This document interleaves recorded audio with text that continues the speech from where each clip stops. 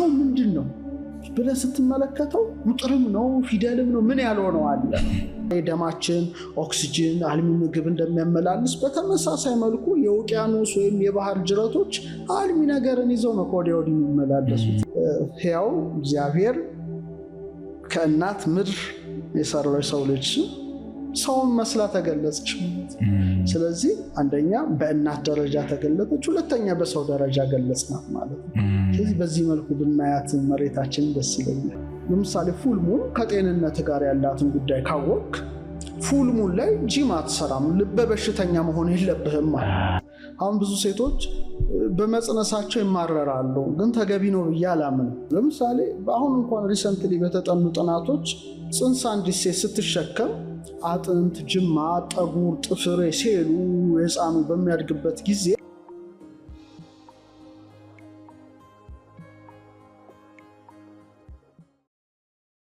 ምድር እንደ እናት ነው የምትታየው በእውነት ነው የምትባለው እናት መሬት ነው በጣም ተለያይተናል ለእናት የምትሰጠው አክብሮት ምንድነው ለእናት የምትሰጠው ፍቅር ምንድነው ምድርም እንደ እናት ሆና ነው የምትታየው በግዕዝ ሊቃውንት ለምሳሌ እና ሰባቱን ባህሪያት ሰባቱን ሀብታት ኃይላት አጣምሮ ያዘው ሰብ ወይም ሰው ተብሎ የሚጠራው የሰው ልጅ በግዕዝ ግን የሚጠራበት ስሙ ሌላ ነው እሱ ልንገር እሺ እጓለ እመሕያው አማርኛው አይገልጸውም ይሄን የሚገርም ግዕዙ የገለጸውን ዘፍጥረት 2:7 ላይ ነው ወገብሮ እግዚአብሔር ለእጓለ እመሕያው መሬተ ምድር እግዚአብሔር የሰው ልጅ ከምድር አፈር አበጀው ተብሎ ነው የተተረጎመው እዚህ ላይ ነው መቆየው የኢትዮጵያ ሊቃውንት ግን አማርኛው ሲተረጎም አንሷል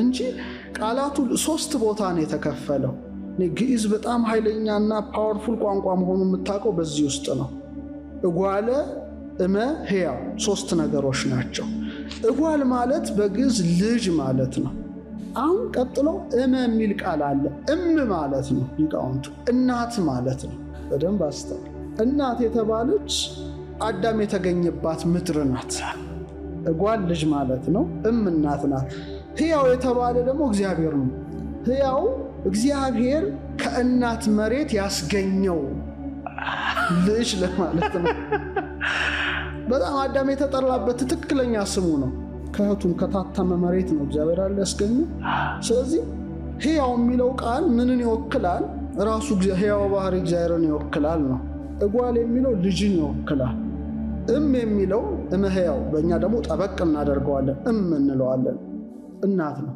ስለዚህ ከእናት ምድር ያስገኘው ነው በቃ ሰው ምድር እናት ናት ነው ስለዚህ እዚህ ውስጥ የኖረ ሰው የተገኘባት እናቱን ማክበር ግዴታው ነው እጓለ እመሕያው ሌላው ደግሞ ምድር አንተ አይባልም አንቺ ነው የምትባለው ከእናት ጋር ትነጻጸላለች ምክንያቱም እንደገና እናት የተባለች ሔዋን ናት ምክንያቱም የሰው ልጆች የመጀመሪያ እናት በመሆኗ እጓለ እመሕያው እጓልና ልጅና ሕያው የተባለ በሕያውነት የምንንቀሳቀስ ውሉደ ሔዋን ልጆች ይሆንን እኛ የሰው ልጆች ነን ስለዚህ አማርኛው ጠቅለል አድርጎ የሰው ልጅ ይለዋል እንጂ እጓለ እመሕያው ይሄን ሁሉ ነገር በውስጡ እንደ ሰምና ወርቅ የያዘ ቃል ነው ስለዚህ ሔዋንን ከእናት መሬት ጋር አነጻጽሮ አስቀምጣት ነው ሁለቱም ተመሳሳይ ናቸው ለምሳሌ ሴት ሔዋን የመጀመሪያዋ ሴት ሔዋን ምን ተቀበለች ዘር ተቀበላ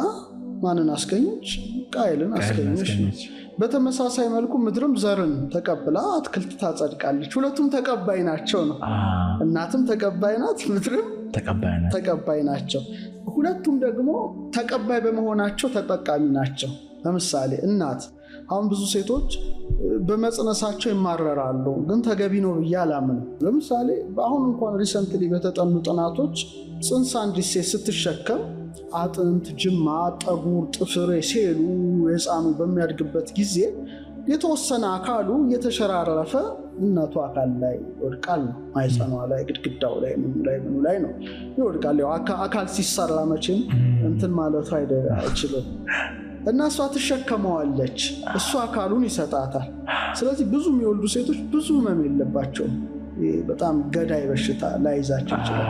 በጣም ብዙ የወለዱት ለምሳሌ አንዲት ሴት እኮ ስትወልድ እኮ እንዴ በጣም የሆነ አካል እኮ ነው ከሰውነቷ የወጣው እንዴ ሰርቫይቭ አረገች ብለህ ታስባለህ።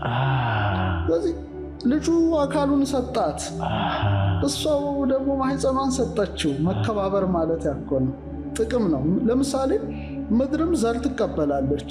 ዘሩ እኮ መሬቷን ጭምር ያዳብራል አይደል? ሲፈርስ ሲሞትም ሲበሰብስም ተመሳሳይ ነው። እና ከተቀባይነት አንጻር ከሴት ጋር ምድራችን እንደ እናት ሆና ትነጻል። ከክብካቤ ከመንከባከብስ አንጻር ለምሳሌ ሴት እናት ልጅን ወልዳ ትመግበዋለች አይደለ? ደግሞ ትጠብቀዋለች። እንክብካቤ ሽሩሩ ብላ በግራ ጎኗ ተሸክማ ሽሩሩ ወዘተርፈ እንደምትለው በተመሳሳይ መልኩ መሬታችንም ከአደጋ ትጠብቀናለች። ማግኔቲክ ፊልዷ እኮ ነው እየጠበቀን ያለው እንጂ የፀሐይ ጨረር መጥቶ ጉዳችን ያፈላው ነበረ። እየመከተች ነው የሚጠብቀው። ስለዚህ ነው እትብቴ የተቀበረችበት ምድር እናት ሀገር ብለህ መጠራው ግዴታ ነው። እናት ሀገር ውጭ ሀገር እንኳን ያሉ ሰዎች ከባህር ማዶ ያሉ ለእናት ሀገር ያብቃኝ፣ እናት እኮ ነው የሚያደርጓት ምድሪቱ። እናት ሀገር ያብቃኝ፣ ምክንያቱም እትብት ተቀብሮባታል፣ ተቀባይ ናታ ነው። ስለዚህ የሀገሬን አፈር አቅምሰኝ ይላሉ። አሁን ብዙ ሀገር ውጭ ሀገር ያሉ ሰዎች እዛም መቀበር ይችላሉ። ሚዝም ቦታ ነው ግን የተቀበረበት ቦታ። ስለዚህ እናትን በምታከብረው ልክ ምድርን ማክበር መቻል አለብህ።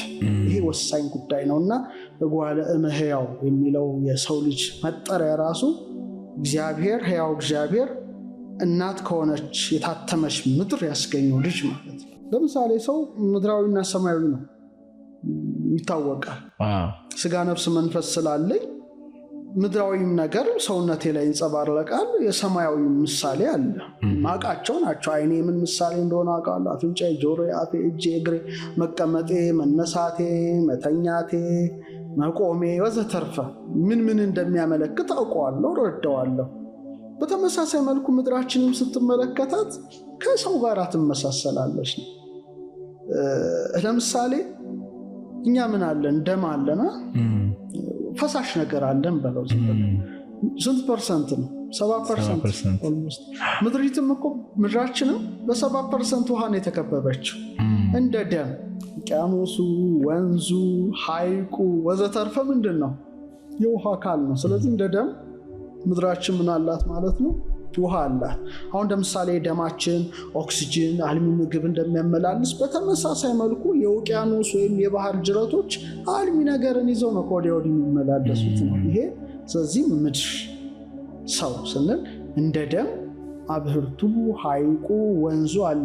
እንደ መተንፈሻ ሳምባ አለን አይደል? ሳምባ አለ። መሬትስ ምን አላት? ደኖች አሏት። መተንፈሻዋ ነው እኮ ሳምባዋ ነው። ለምሳሌ እኔም አንተም ሳምባችን ኦክሲጅንን ወስዶ ካርቦን ዳይኦክሳይድ ያወጣል አይደል? በተመሳሳይ መልኩ ምድርም በደኖቹ አማካይነት ካርቦን ዳይኦክሳይድን ወስዳ ኦክሲጅንን ታወጣለች በፎቶሲንተሲስ ሂደት ማለት ነው። ስለዚህ ደኗን ጨፈጨፍክ ማለት መተንፈሻ ሳጣሃት ማለት ነው። የምትቸገረው አንተና እንደ ሳምባ ማለት ነው። እንደ ቆዳ አፈር አላት። አሁን ለምሳሌ እኔ እስኪኔ ቆዳዬ ምን ይዟል? ይኸውን ቆዳ ቢላጥ አስቡት ታውቃለህ? ያ ሁሉ እዚህ ውስጥ የምታያቸው እንዳለ ሊተኩር ብለህ ስታይ ጅማቱ ምኑን ታያለህ? ሰዎቹ ይዘዋል ከላይ ሆኖ ማለት ነው። ቢላጥ ሁሉም ነገር ይጠብቃል፣ ሴሉ ምኑ። በተመሳሳይ መልኩ አፈርም የዛፍ ስሮችን ይጠብቃል። ልክ እንደ ስር ሆኖ ማለት ይከላከላል። ይሄ እስኪነ ውስጣዊ ነገርን ከምን እንደሚከላከል የምድርም አፈር የዛፍ አስራው እጽን ይከላከላል። ልክ እንደ ነርቭ ስርዓት በተመሳሳይ መልኩ የዛፍ ስሮችን ተመልከታቸው። ያን አይነት ምሳሌነት ያላቸው ናቸው። ምድር ውስጥ አሉ፣ አስራው እጽ አሉ። ጠንካራ እንደሆነው አጥንት ወዘተርፈ ቦንስ አጠቃላይ ስከል ምናምን መሬትን በተመሳሳይ መልኩ የሚያጠነክራት ድንጋይ ያላት ማለት ነው። ይሄ በጣም ወሳኝ ነው። ሌላው በጣም ወሳኙ እንደ ልብ ምት። አሁን ሳይንስ የደረሰበትን ነገር ላጋራ። የኛ ልብ ይመታል አይደለም? የራሱ የሆነ ሀርት ይመታል።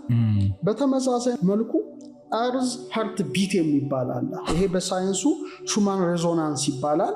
እንደውም ሳይንቲስቶቹ ወደ 7.87 ሀርትዝ ነው ይሄ በመሬት ከባቢ አየር አዮኖስፌር በመብረቅ መውደቅ ምናምን የሚፈጠሩ ናቸውና የራሷ ምን አላት ማለት ነው ሀርት ቢት አላት ማለት ነው። ስለዚህ ሰውን ከምድር አፈር አበጀው ሲል ማግኔቲክ ፊልድ ነው ሀርት ቢቷ በሀርት ይለካል ራሱን ችሎ። በተለይ ሀርት ቢትን ሹማን ሬዞናንስ ነው የሚለው ሳይንሱ። አዮኖስፌር አለ ተንደር ሲመጣ እነዚህ የሚፈጠሩ ከአትሞስፌሯ ጋር ተያይዞ ራሱን የሚችሎ የሚለካ ነው። ስለዚህ ልባዊ መታል ነው ሰውን ከምድር አፈር አበጀው ወይም በኪዙ ይሻል ይሆን አላቅም ጓለ እመሕያው ሕያው እግዚአብሔር ከእናት ምድር የሰራው የሰው ልጅ ሰውን መስላ ተገለጸች። ስለዚህ አንደኛ በእናት ደረጃ ተገለጠች፣ ሁለተኛ በሰው ደረጃ ገለጽናት ማለት ነው። ስለዚህ የተፈጠርነው ከምንድነው ነው? ከምድር አፈር ነው አይደለ? የሕይወት እስትንፋስ ሰጥቶናል። ከምድር አፈር ስለሰራን የተፈጠርንባትን የምድር አፈር መንካት ግድ ነው ማለት ነው። መሬቱን ማለት ነው። በጣም ወሳኝ ነገር ነው። ለምሳሌ በመንፈሳዊ አውድን እንየው፣ በስጋው አውድንየው፣ በሳይንሱ መልከታ እንመር። 3 ቦታ እንከፋፍል። ለምሳሌ የተቀደሱ ቦታዎች ጋር ስትሄድ ጫማን ከእግር ታወጣለህ። በባዶ እግር ነው የምትገባው። ምንድን ነው የምትገባው? ለምሳሌ ሙሴን የተቆምክባት ምድር የተቀደሰች ናት፣ ጫማን ከእግር አውልቅ። ኢያሱንም በተመሳሳይ 5ኛው ምዕራፍ ላይ ይመስለኛል አውልቅ ይለዋል እና ያውልቃል ነው። እና የተቀደሱ ቦታዎች ላይ ጫማ ታወልቃለህ። ምክንያቱም ያ ቦታ በጣም ሳክሪድን የተቀደሰ ነው። ኦልሞስት ሰማይና ምድር የሚገናኙበት ብለህ ማሰብ ትችላለህ። ለምን? የማይታይ ረቂቅ የሆነ ሰማያዊ የመለኮታዊ ጸጋ ምድር ላይ ያርፋል ማለት ነው። እዛ ቦታ ያርፋል። ያም በረከት ትሳተፋለህ ማለት ነው። ሁለተኛ ጫማ ብዙ ቆሻሻዎች ይሸከማል። ምን ይላል? ዓለማዊ ስራዎችን ይወክላል። ጫማህን አውልቅ ሲባል ትዕቢት ሊሆን ይችላል፣ መጥፎ ስራዎች ሊሆን ይችላል። ያንን ሁሉ ትተግባ ነው፣ ትህትናም ነው። ግን በደንብ አድርገን ስንመለከት የተቀደሰ ቦታ ላይ ተባዶ እግር ይሄዳል። ስለዚህ ቦታው ጭምር ይቀድስሃል ነው፣ ይነካሃል ማለት ነው። ከምድር አፈር እኮ ነው የተገኘው ነው፣ ይነካሃል። በረከቱም ኃይሉን ታገኛለህ ነው። ለምሳሌ ቅዱስ መጽሐፍ ላይ ያስታውሳለሁ 2ኛ ነገሥት 5 ላይ እና ንዕማን የሚባል የሶርያ መኮንን ከለምጹ ከነጻ በኋላ ኤልሳዕን የጠየቀው ጥያቄ አለ እና ከዛ ሀገር 2 የበቅሎ ጭነት አፈር ስጠኝ አለ። ፈቀደለት፣ ይዞት ሄዷል ማለት ነው። ስለዚህ አፈር የተለየ ሳክሪድ ነገር ያለበት ቦታ፣ ምሳሌ እግዚአብሔር ጸጋ የሚሰጥበት ቦታ ሰዎች ጫማቸውን አውልቀው ይገባሉ። ስለዚህ እግራቸው ከወገብ በታች ያለው መሬታዊ ማንነታቸው ያን የተቀደሰ መሬት ይነካዋል። ስለዚህ እግዚአብሔር በረድኤት የሚገለጥባቸው ቦታዎች አሉ ማለት ነው። አሁን በመንፈሳዊ አውድ ነው እያየን ያለ ነው። ግን ወደኛ ራሱ ስንመጣ ለምሳሌ ገበሬዎችን ተመልከታቸው፣ ገዳማውያንን ተመልከታቸው። በጣም ረዥም እድሜ ነው የሚኖሩት። ብዙ ጤንነት ነው ያላቸው። እንደኛ በጣም ብዙ የተጎሳቆለ ጤንነት ያጋጥማቸው። በጣም ጤንነት፣ ምናልባት አይናቸው ከንባብ ብዛት የተነሳ ሊደክም በኩራዝ በምን ሲያነቡ ካልሆነ በስተቀር በጣም ጤነኞች ናቸው። በጣም ጠንካሮች ናቸው። ለምን? ጥንካሬ ወይም የመሬት ኃይል፣ ቅድም የጠቀስኩት ኃይለ ዘር፣ ኃይለ ንባብ፣ ኃይለ እንስሳ ላልኩ አንዱ የመሬት ኃይል ነው። ያን የመሬት ኃይል በባዶ እግራቸው በመሄዳቸው ከመሬት ተቀብለዋል። እሾህም በሾህ ማለት ያ።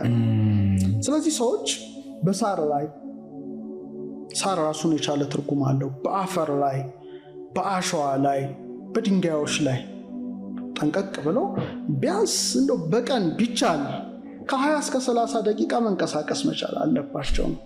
ለምን? የጠየከኝ ጥያቄ ምድራዊ ኃይልን ከየት እናገኝ ማለት ነው።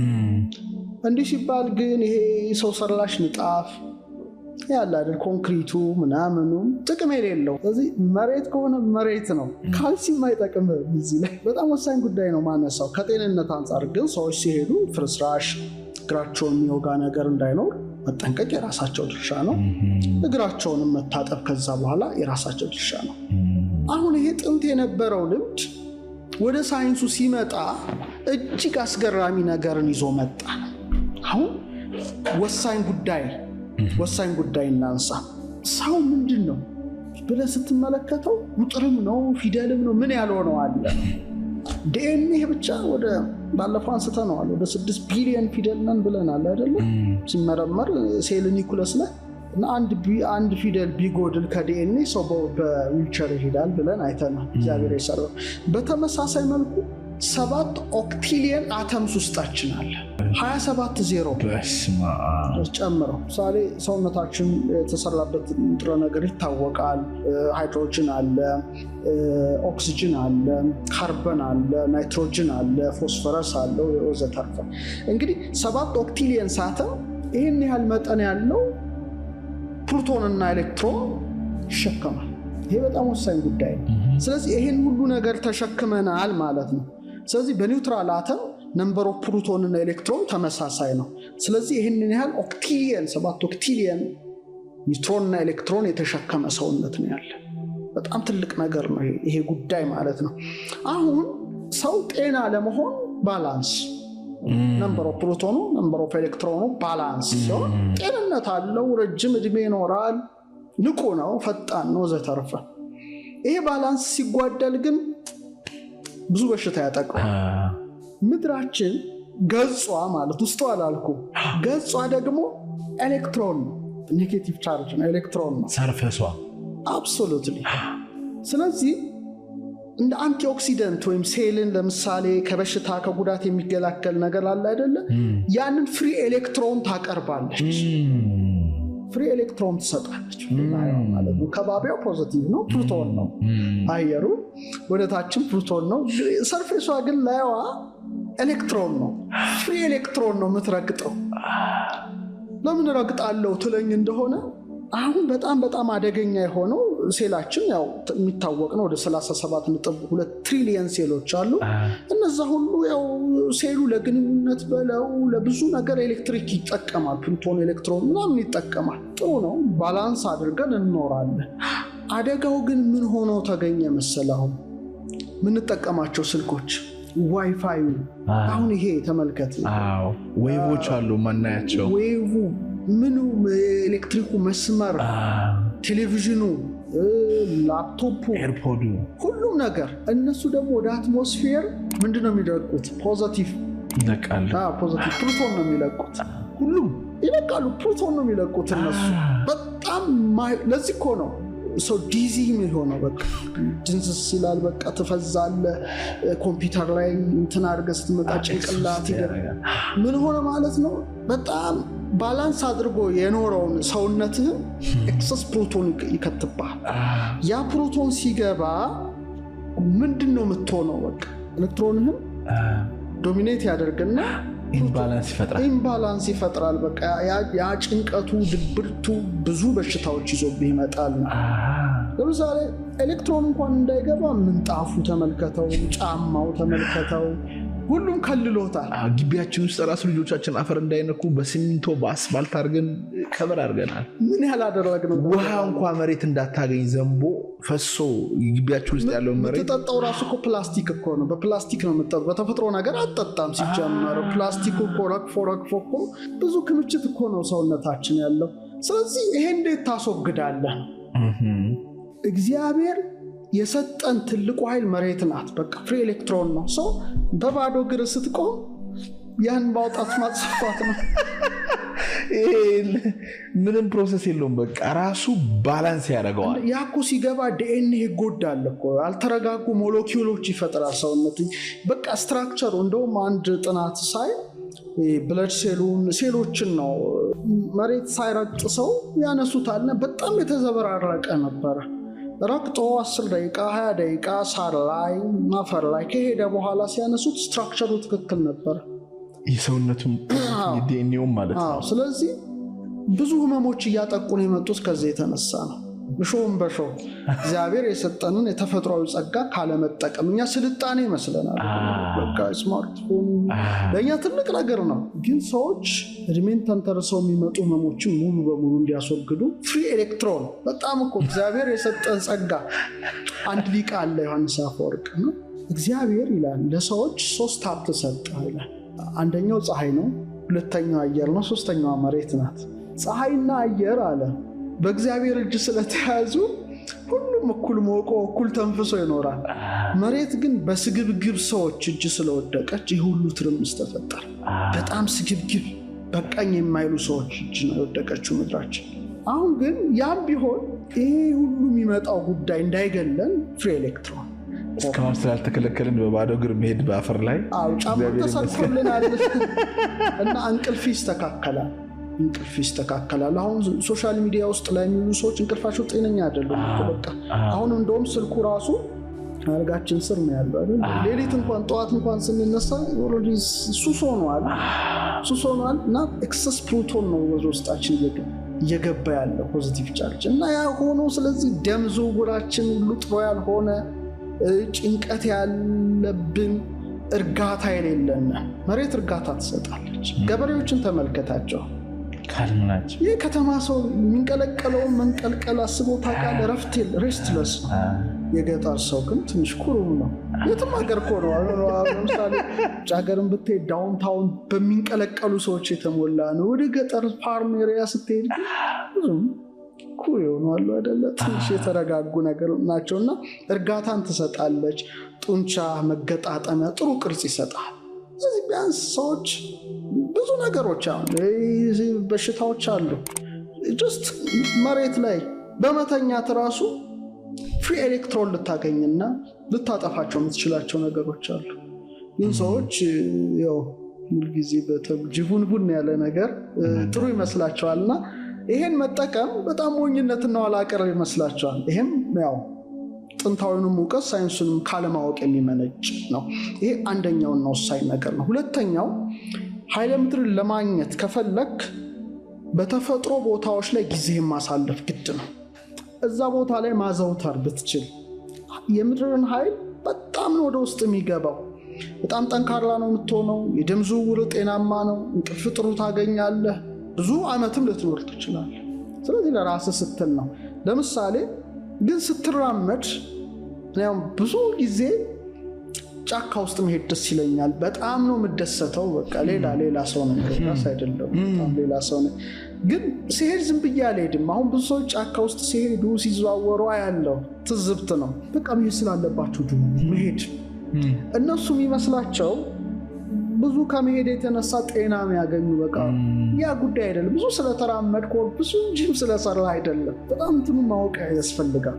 ለምሳሌ ፉልሙን ከጤንነት ጋር ያላትን ጉዳይ ካወቅ ፉልሙን ላይ ጂም አትሰራም። ልበ በሽተኛ መሆን የለብህም። እዚህ ጥበብ ያስፈልጋል ነው ዋናው። እና አንደኛ አይንስ ምን እያየ ነው? አሁን ጫካ ውስጥ ስታይ ይሄንን መጠቀም አለብህ። በጣም የሚጨንቀኝ ቤት ውስጥ መቀመጥ ነው። እኔ ግድግዳ ነው ማየው። ተወሰነ የተገደበ ነገር ነው። ባህር ዳርቻ ጫፉን ጫካው ስትሄድ ረዥም ነገር ሳይ በቃ ብዙ ሰላም አገኛለሁ። ይሄ ግን እሱን ያለ እግዚአብሔር የፈጠረውን አይን እንትን እንዳይቀና ስል ከዋክብት ሌላ ዓለም ነው። ርቀት ነው የምታየው። ርቀት ምጥቀት ጥልቀት ምናምን ታያለህ። አይነት ይሰራል። አሁን የምድርን ኤነርጂ ለማግኘት ማስተዋል ያስፈልጋል። እግዚአብሔር ያስቀመጠላት። ሁለተኛ ድምፅ፣ ቅጠሉ ሲል የሚንሻሻውን ማድመጥ ይገባዋል። ይሄ ጆሮ ዝም ብሎ ወክ ማድረግ አይደለም። ቀጥላ ሽታውንም ማሽተት መቻል አለ። አሁን ለምሳሌ ቤተክርስቲያን ስትሄድ ከላይ ሻኩራው አሁን ለምሳሌ ማህሌት ስንቆ ቅኔ ክፍል አለና ቅኔ አንድ ሰው ቅኔ የሚያቀራል። ከዛ በኋላ ጸናጽሉ በጣም የሚኳሽሽሽ ምንድነው ቅኔውን የማስታወስና የመስማት አቅምህን ነው የሚጨምረው። በጣም በዛ ድምፅ ውስጥ ያን ነገር አንደርስታንድ በዛ ጣኑ አፍንጫ ይገባ። ስለዚህ ስሜት ሕዋሳቱ ሁሉ ይሳባል ነው። በተመሳሳይ መልኩ ደንም ተራራም ባህር ዳርቻም ወዘተርፈ ብትሄድ ይሄን ከማሰብ ጋር መሆን አለበት። ቅዱስ ያሬድን ተመልከተው። ዛፍ ስር መቀመጥ አይደለም፣ ዛፍ ስር ተቀምጦ ተመልከት። የትሏል እንዴት አይነት ተመስጧዊ እይታ እንደሆነ ተመልከት። ኒውተን አይዛክ ኒውተን ሎ ኦፍ ግራቪቲ ስበት ሕግ ሲያገኝ እኮ አፕል ነው ዛፍ ስር ተቀምጦ መመሰጡ ነው። አፕል ወደቀ። እንዴ ለምን አፕል ወደ ላይ አልሄደም? ለምን በስላሽ አልወረደም? እንጂ ቀጥታ ወረደ። ተገነዘበ። መገንዘብ ማለት ነው። ስለዚህ እዚህ አይነት ቦታዎች ስትሄድ እግዚአብሔር ለምን እነዚህን ፈጠራቸው የሚለውን ነገር በአይነ አይተ በአፍንጫ አሽትተህ በጆሮ ሰምተህ ማወቅ አለብህ። ይህ በጣም በጣም ወሳኝ ነው።